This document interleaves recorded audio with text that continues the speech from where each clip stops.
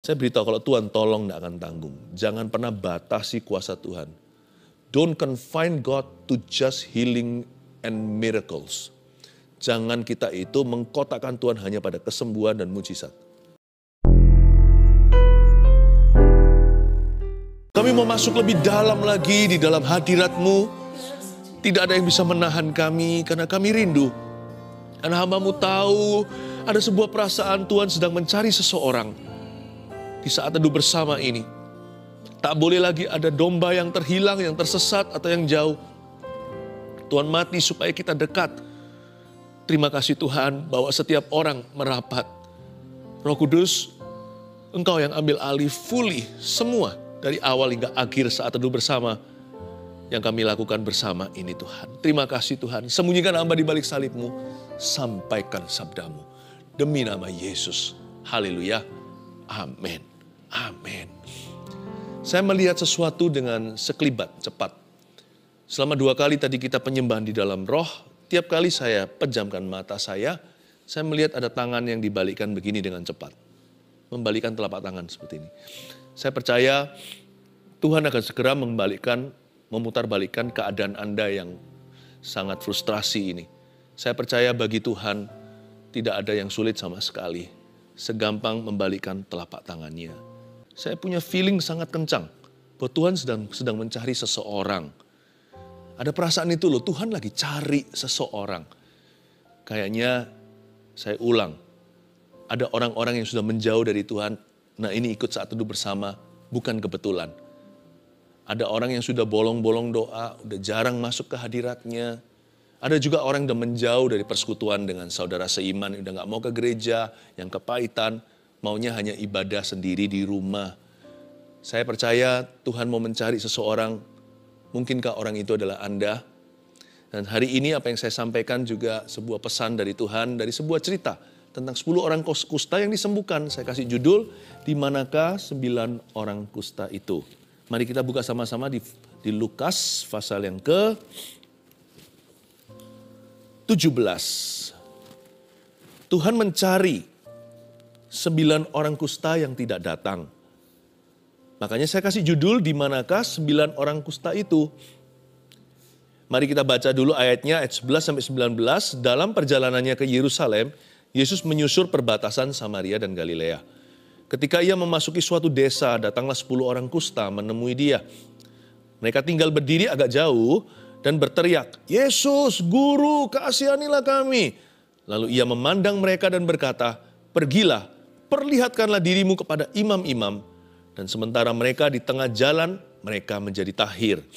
Seorang dari mereka ketika melihat bahwa ia telah sembuh, kembali sambil memuliakan Allah dengan suara nyaring.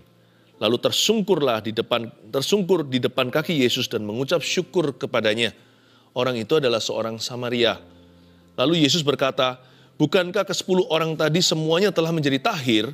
Di manakah yang 9 orang itu? Tidak adakah di antara mereka yang kembali untuk memuliakan Allah selain daripada orang asing ini?" Lalu ia berkata kepada orang itu, "Berdirilah dan pergilah, imanmu telah menyelamatkan engkau." Sebuah kejadian yang penuh dengan makna. Ini cerita yang penuh dengan kuasa. Dan kita akan belajar hal-hal yang terlalu berharga untuk kita lewatkan. Makanya ambil catatan, segera kita akan masuk dalam pewahyuan setiap ayatnya. Ke-10 orang kusta ini disembuhkan Tuhan, begini latar belakang cerita. Suatu hari ayat 11, dalam perjalanannya ke Yerusalem, Yesus menyusur perbatasan Samaria dan Galilea. Galilea itu daerah orang Yahudi. Itu di daerah Israel Utara. Lalu Yesus menyusur perbatasan antara Galilea dan Samaria. Samaria sudah tergolong daerah asing atau diasingkan karena orang Samaria dan orang Yahudi tidak akur.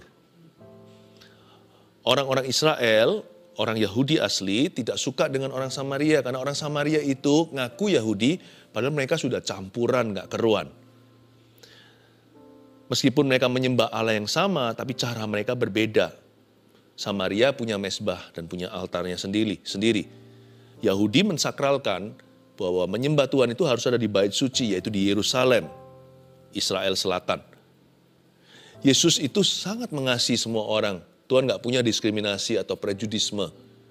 Tuhan menyusur di tengah-tengah perbatasan Galilea dan Samaria.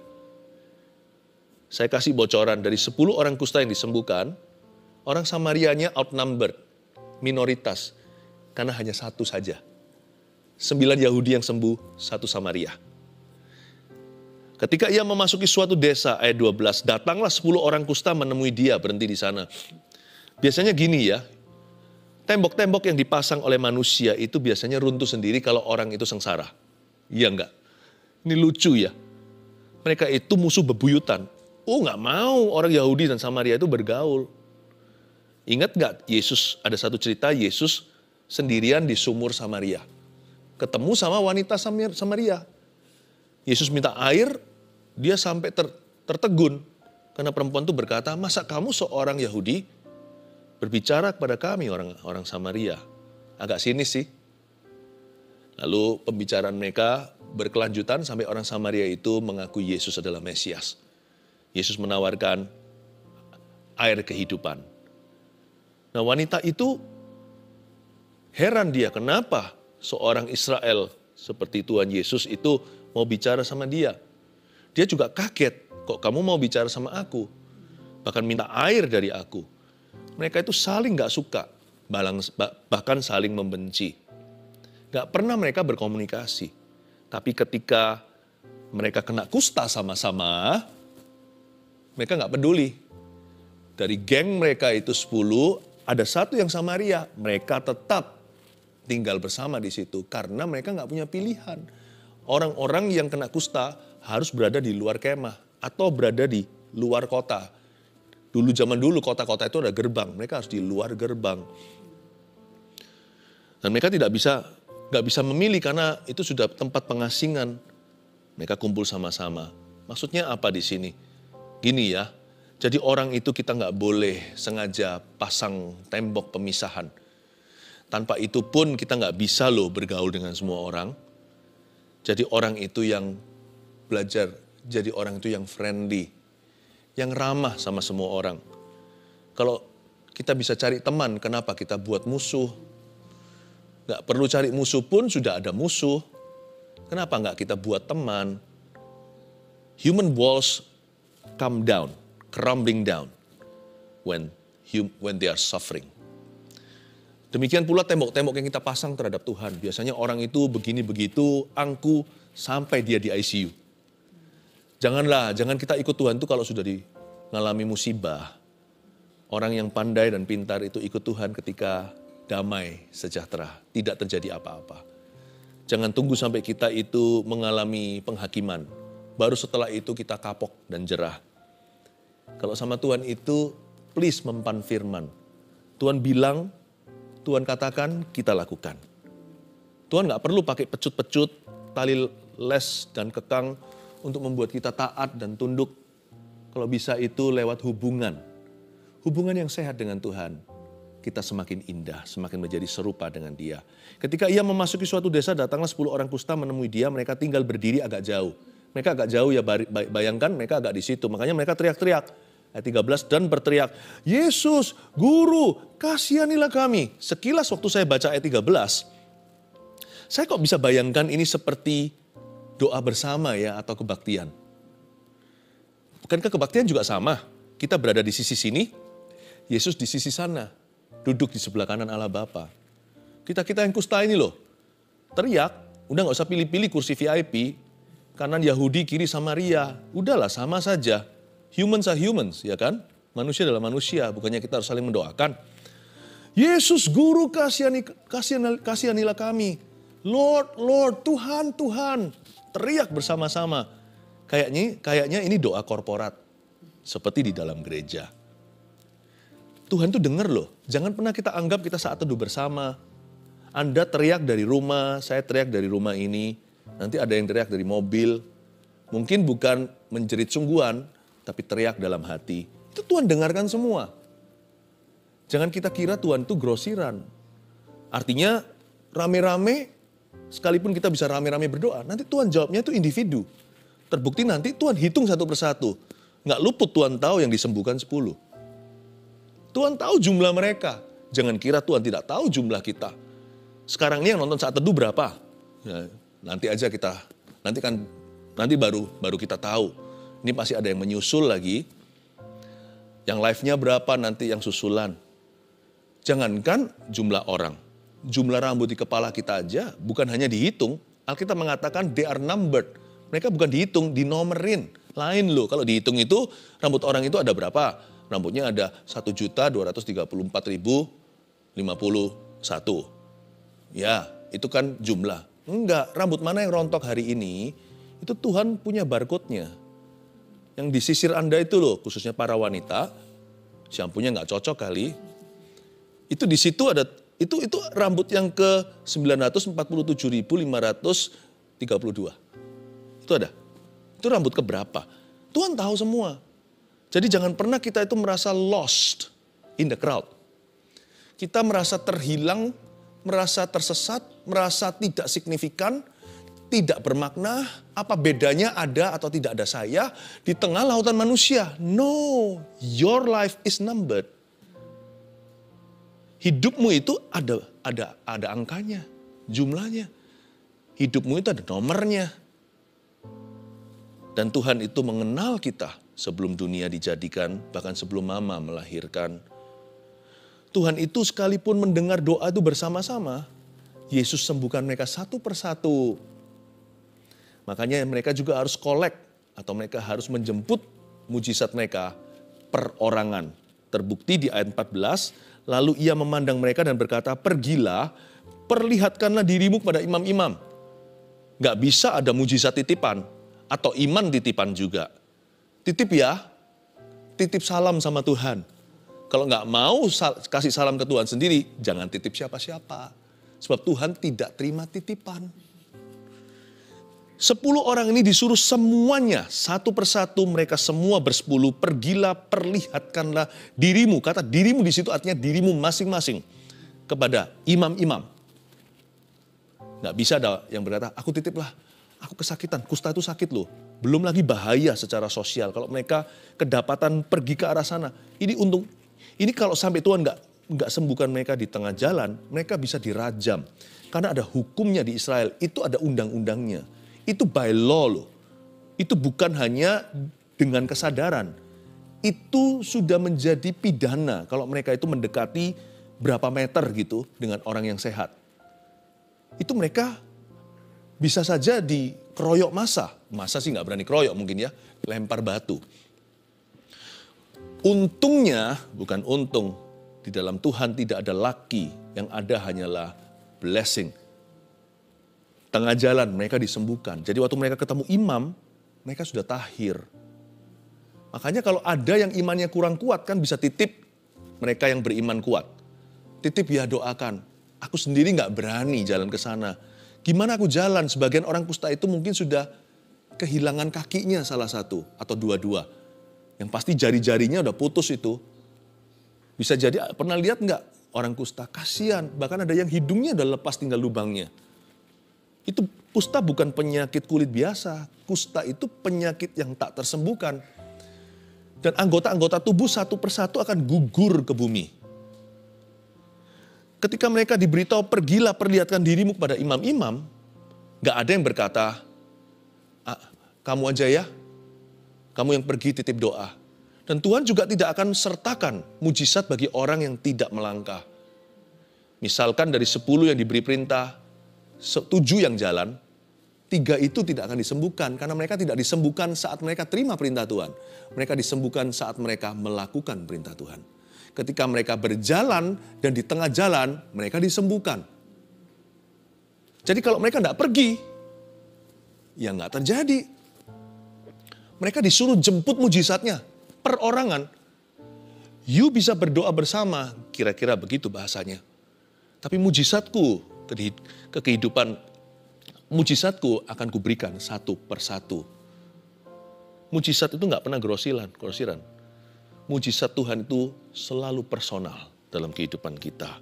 Seorang dari mereka, ayat 14, lalu ia memandang mereka dan berkata, pergilah, perlihatkanlah dirimu kepada imam-imam, dan sementara mereka di tengah jalan, mereka menjadi tahir. Lihat ya, Persisnya di detik kapan, di menit berapa mereka disembuhkan.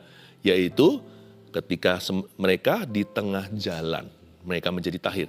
Seorang dari mereka, ayat 15, ketika melihat bahwa ia telah sembuh, kembali sambil memuliakan Allah dengan suara nyaring. Saya renungkan ayat ini, saya cerna memamah biaknya. Setelah saya telan, saya muntahkan, saya terus renungkan. Saya heran, kenapa ayat ini gak berbunyi seorang dari mereka ketika merasa sudah disembuhkan. Kalau merasa sudah disembuhkan juga cukup valid. Misalkan kalau Anda pusing, lalu gak pusing kan sudah tahu kalau Anda sudah sembuh dari pusingnya. Kusta itu juga sama, itu gatalnya mana tahan. Itu sampai mungkin pakai pecahan-pecahan kaca untuk menggaruk. Mereka gak peduli pedih, karena gatalnya lebih luar biasa. Mereka bisa aja merasa sudah sembuh. Kalau Anda mual tiba-tiba gak mual kan berarti sudah hilang mualnya. No, I think the healing goes deeper. There is a greater miracle, ada mujizat yang lebih besar. Kalau Anda renungkan ya, dikatakan di sini seorang dari mereka, salah satu yang menemukan dulu bahwa dia sudah disembuhkan, ketika melihat bahwa ia telah sembuh. Berarti ada sesuatu yang nampak. Mungkinkah hidupnya yang hilang itu muncul lagi? Ini bukan kasus kesembuhan semata-mata. Ini kasus penciptaan. Ini yang disebut dalam bahasa Inggrisnya a creative miracle. Mujizat yang kreatif. Ini bukan hanya sakit lalu sembuh. Anda bisa sembuh dari luka, goresannya masih ada. Mungkin Anda mengalami kecelakaan. Mungkin tangannya putus atau jarinya putus. Setelah patah jarinya nggak bisa disambung lagi karena telat. Ke rumah sakitnya terlambat. Ya sudah, Anda bisa sembuh, lukanya tidak basah. Semua tinggal trauma atau tinggal memori saja. Tapi sudah nggak sakit lagi. Tapi jari nggak kembali. Jari ya hilang satu. Jari hilang dua ya hilang dua. Tapi kalau dia melihat kesembuhan, itu beda. Bukan badannya sembuh, dia melihat sesuatu. Mungkinkah kakinya muncul? Mungkin telapak kakinya udah nggak ada satu. Bukan hanya jarinya. Sekakinya pun putus. Tiba-tiba sepatunya. Dia bebet dengan kain begitu, lalu tiba-tiba ada kakinya keluar. Kainnya robek di depan. Dia kaget, dia melihat sesuatu ketika ia melihat bahwa ia telah sembuh. Waktu dia melihat that he was made whole, bukan hanya sembuh atau healing. Waktu dia melihat sesuatu dikembalikan alias dipulihkan. Ia kembali sambil memuliakan Allah dengan suara yang nyaring. Luar biasa loh. Saya beritahu kalau Tuhan tolong tidak akan tanggung. Jangan pernah batasi kuasa Tuhan. Don't confine God to just healing and miracles. Jangan kita itu mengkotakkan Tuhan hanya pada kesembuhan dan mujizat. Allah kita itu yang mati pun bangkit. Yang tiada pun jadi ada. Dia menciptakan yang ada itu dari yang tiada. Nggak perlu modal seperti manusia. Kita perlu sesuatu untuk menjadikan sesuatu. Tuhan nggak perlu apa-apa. Semua jadi oleh karena firman-Nya. Dia pencipta kita Alfa dan Omega. Jangan pernah batasi. Kalau Tuhan bicara percayalah. Kalau enggak nanti kita gigit jari. Kalau Tuhan yang ngomong sesuatu, sekalipun semua logika menentangnya, semua perasaanmu melawannya, lakukan saja seperti kata Maria kepada semua pelayan-pelayan di restoran atau pada waktu kondangan. Pokoknya anakku ini, putraku ini ngomong apa aja, kalian lakukan. Masa kasih air, dibawa air kasihkan ke guest atau para tamu, tapi waktu mereka mulai mencicipinya menjadi anggur yang termahal. When God says something, just believe it. Percaya saja. Ketika ia melihat bahwa ia telah sembuh, ia kembali dengan suara nyaring. Ayat 16, lalu tersungkur di depan kaki Yesus dan mengucap syukur kepadanya. Wait a minute, tunggu dulu. Orang itu adalah seorang Samaria. Tahu nggak, orang Samaria itu selalu merasa mereka itu adalah kelas kedua. Mereka ada mindernya terus terang. Orang Samaria itu merasa mereka itu nggak pure breed. Mereka itu bukanlah keturunan murni Abraham. Mereka sih tahu dirilah. Mereka malah nggak suka sama orang Yahudi karena ada ketegangan. Karena orang Yahudi merasa mereka itu bukan anak Abraham, jadi pokoknya rumit. Tapi paling tidak ya, lewat culture mereka lebih baik, kebudayaan mereka. Kebudayaan yang disepelekan, orang-orang yang dihina, itu biasanya lebih menghargai kasih ketika diberikan. Orang itu tidak pernah merasa dirinya worthy atau layak menerima semua mujizat ini. Dari 10, hanya 1 yang kembali. Yang 9 gak balik, tahu kenapa? Ya sepatutnya lah, saya anak Abraham kok. Dalam bahasa Inggrisnya, spirit of entitlement. Hati-hati dengan perasaan berhak. Dan Tuhan Yesus memuji orang ini. Kita lihat ayat 17, lalu Yesus berkata, bukankah ke-10 orang tadi semuanya yang telah menjadi tahir? Di manakah yang 9 orang itu? Ingat ya, Tuhan Yesus itu menghitung loh. Dia nggak perhitungan, bedain ya. Dia menghitung tapi dia nggak perhitungan. Kalau perhitungan dia nggak akan berikan ke kita. Karena berikan kepada kita ini untungnya apa? Nggak ada. Tapi dia menghitung. Jadi dia itu tahu ada berapa orang di situ. Dan dia tahu siapa yang sembuh. Yesus itu murah hati. Tapi Tuhan itu nggak teledor orangnya. Bahkan ada kuasa yang keluar dari tubuhnya, bentuknya energi aja atau suatu tenaga. Tuhan langsung tahu, hayo siapa yang jamah jubahku. Murid-muridnya sampai koreksi dia. Karena murid-muridnya berada di level yang berbeda. Mereka di level kedagingan. Yesus tahu Bapaknya. Yesus tanya, siapa yang pegang aku? Dari tadi semua orang berdesak-desakan, guru. Semua orang berhimpit-himpitan. Kenapa kau bilang siapa menjamamu? Ya udah biasa kalau di tempat gini. Apalagi kalau guru datang rame sekali. Semua orang pasti senggol-senggolan. Tak terkecuali guru pun kesenggol sana sini. Kenapa guru tanya gitu? Nggak digubris sama Tuhan Yesus? Orang-orang yang tidak mengerti cara kerja Bapaknya. Yesus berkata, siapa ya? Ayo ngaku. Tuhan tahu lah. Tapi kasih kesempatan pada wanita pendarahan 12 tahun itu untuk mengakui. Supaya dia berani beriman. Supaya dia berani, open about her faith. Dia berani untuk bersaksi bagi Tuhan. Aku. Tuhan tahu. Tenaga keluar aja Tuhan tahu kok. Tuhan gak pelit. Tuhan tuh kalau memberikan ya, lebih daripada kalau orang itu mengadakan obralan. Tuhan memberikan itu cuma-cuma. Bayar sedikit pun gak perlu, percaya saja. Tapi jangan kira kalau Tuhan itu murah hati, dia murahan. Setiap tenaga energi yang keluar, semua itu ada track record-nya. Semua itu ada tanda terimanya. Dia gak perhitungan. Dia gak bilang gini loh, aku sembuhkan kamu, sekarang kamu mau apain aku. Aku sembuhkan kamu, sekarang kamu gimana bayar? Gak bisa, dengan apakah aku balas Tuhan selain puji dan sembah kau. Siapakah aku ini Tuhan, jadi biji matamu. Gak bisa sih, terus terang. Tuhan tidak pamrih. Tuhan punya kasih melebihi kasih sayang seorang ibu. Hanya memberi, tak akan kembali. Bagai sang surya yang menyinari dunia. Tuhan kalau memberi itu tidak minta sesuatu kembali. Tapi Tuhan tahu, He keeps count of men. He keeps count of His favors to men. Dia menghitung satu persatu orang-orang yang dia panggil.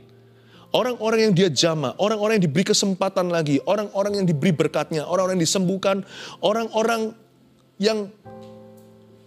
yang Tuhan berikan kasih karunia dan anugerah. Dan dia hitung satu persatu loh kasih karunia itu. Kepada si A aku beri kasih karunia apa, kepada si B aku beri kasih karunia apa. Jangan kira, coba roh Yesus Kristus, roh kudus pun tahu karunia apa diberikan kepada siapa.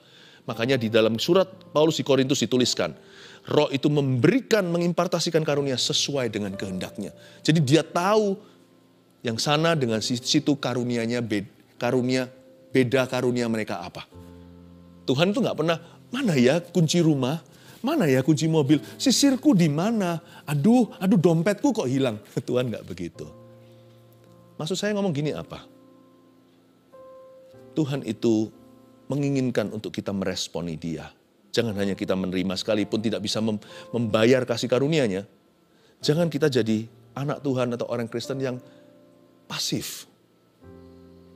Jangan jadi orang yang seperti tidak meresponi Tuhan.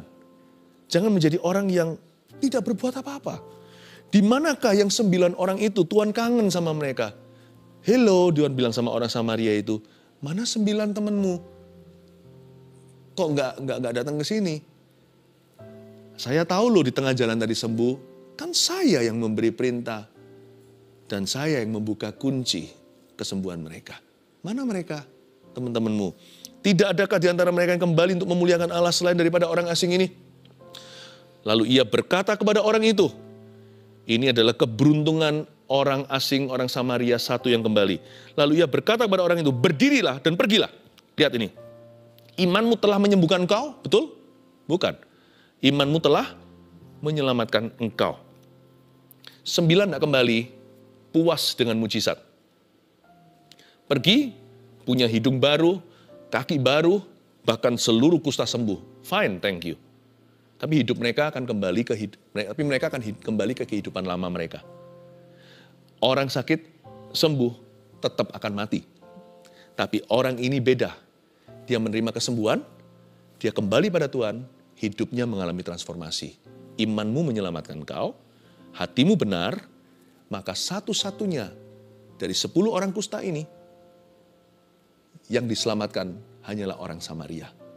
Saya tidak tahu kejadian berikutnya, kan Alkitab tidak mencatat. Misalkan mereka semua mati keesokan hari, saya berani pasti ambil konklusi dari cerita ini.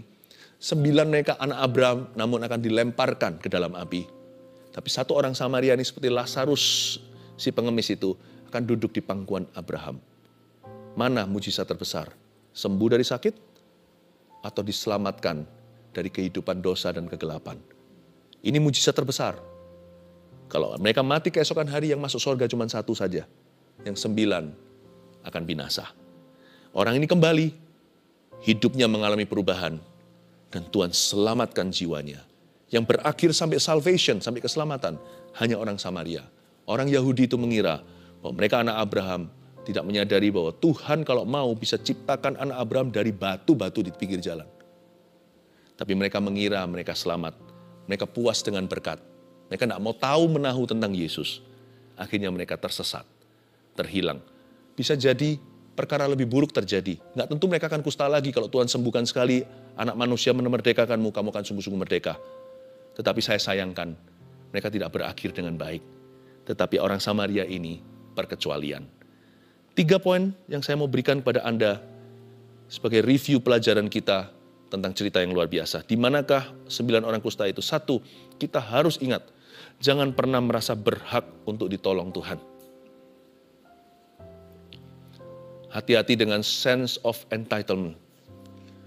Ingat ya, jangan jadi kacang yang lupa kulitnya. Kita harus mengerti selalu, dan jangan pernah kita berakhir sebagai malin kundangnya sorga. Orang yang lupa daratan.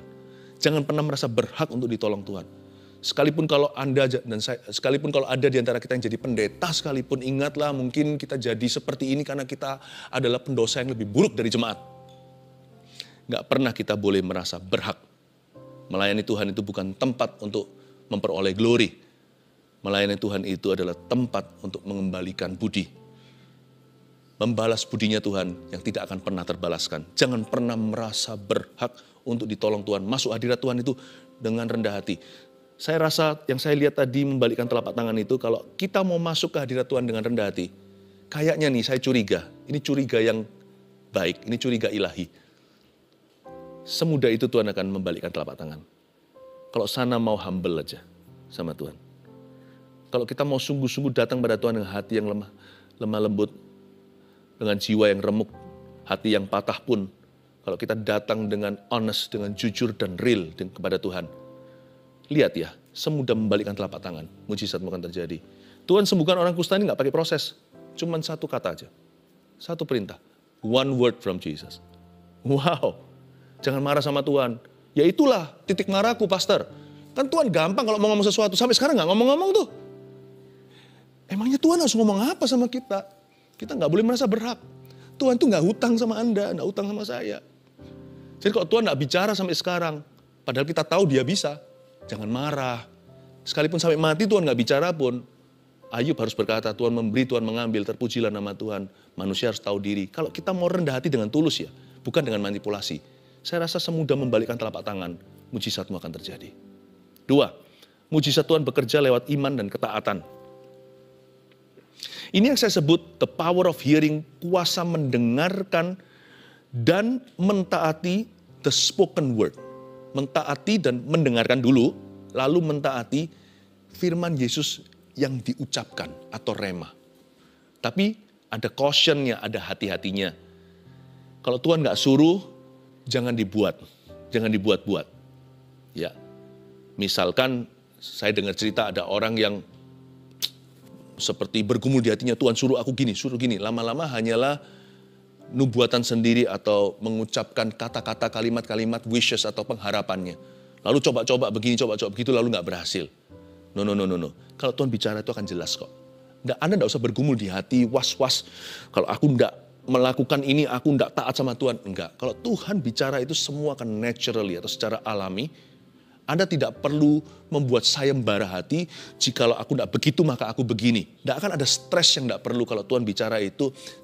Anda akan tahu, you know that God has spoken to you. Dan orang lain juga akan bisa meneguhkannya. Satu persatu akan Tuhan kirim konfirmasi bahwa memang Tuhan bicara begitu di hidupmu. Tinggal taat saja. The power of rema. Makanya itu pada saat teduh bersama kayak gini, waktu ada hikmat marifat, ketika ada suatu kata-kata hikmat, muncul sesuatu orang begini, ngalami begitu. Tuhan lagi mengerjakan ini dalam hidupmu. Saya dengar banyak kesaksian di mana itu nggak persis keadaan Anda. Nubuatan yang persis itu ada, yaitu untuk orang tertentu. Tapi Anda waktu mendengarkan itu, iman Anda turut melompat. Meskipun deskripsinya nggak persis seperti yang Anda alami. Tapi Anda beriman juga. Terjadi sesuatu loh. Terjadi sesuatu juga. Ya. Meskipun deskripsi itu untuk orang lain, nantinya mereka akan kesaksian, itu saya pastor. Anda yang turut percaya juga menerima sesuatu. Itulah kuasa firman yang terbang atau rema. 3, Tuhan perhatikan mereka yang tidak kembali dan bersyukur. Catat ini baik-baik. Kalau Tuhan bisa kangen dengan yang 9, Tuhan juga bisa menangkap sinyal hati yang kurang bersyukur. Berarti Tuhan juga bisa melihat dan Tuhan juga bisa memperhatikan orang-orang yang absen dari hadiratnya. Termasuk mereka-mereka yang punya kebiasaan datang telat ke gereja. I think Tuhan itu tahu. Yang simpel-simpel aja ya. Misalnya ada orang-orang yang bertobat namun juga tidak mau pergi ke gereja. Itu Tuhan juga tahu. Tuhan akan tanya, di mana itu? Atau orang-orang yang percaya Tuhan tapi tidak kunjung dibaptis juga. Tuhan juga tanya, loh katanya percaya sama aku, tapi di mana mereka tidak pernah melakukan perintahku, percayalah dan berilah dirimu dibaptis. Tuhan itu tidak hanya memperhatikan orang-orang yang datang, Tuhan juga memperhatikan orang-orang yang tidak datang. Tuhan tanya, where are they? I miss them. Nggak marah loh, bahasa ini kalau Anda baca tadi Tuhan tanya sama si ex-kusta ini, mantan kusta. Tuhan tanya tentang teman-temannya, Tuhan nggak ngamuk. Tuhan tanya sama dia baik-baik, di mana temanmu? Where are the 9? Di mana yang 9 itu? Tuhan tahu ketika kita absen. Tuhan tahu ketika kita malas. Tuhan tahu ketika kita mundur. Tuhan tahu ketika kita menunda ketaatan. Tapi Tuhan menunggu kita. Makanya dari tadi saya merasa Tuhan sedang mencari seseorang. 1, 2, 3. Jangan pernah merasa berhak untuk ditolong Tuhan. 2, mujizat Tuhan bekerja lewat iman dan ketaatan. 3, Tuhan perhatikan mereka yang tidak kembali dan bersyukur kepadanya.